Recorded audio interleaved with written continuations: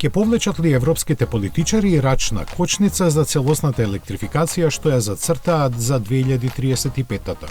Патот до неа е поплочен со бројни препреки и сега веќе официјалните забелешки на земјите членки добиваат се поголема потпора.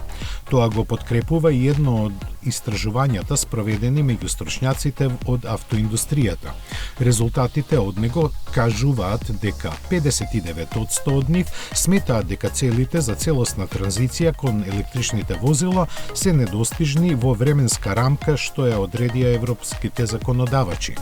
Како причина се наведуваат предизвиците со кои автомобилската индустрија ќе се соочи.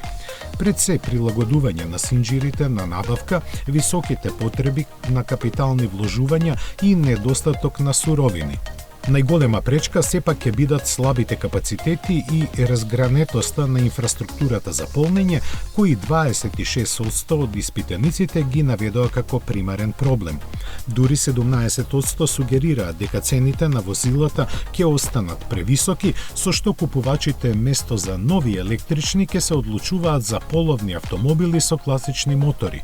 Од вкупно 600 анкетирани стручњаци кои работат за производителите на возила и за добавувачите на компоненти, само 11% веруваат дека Европа ќе успее во своите намери за целосна електрификација до 2035 година. Останатите пак сметаат дека 2040 би бил пореален термин.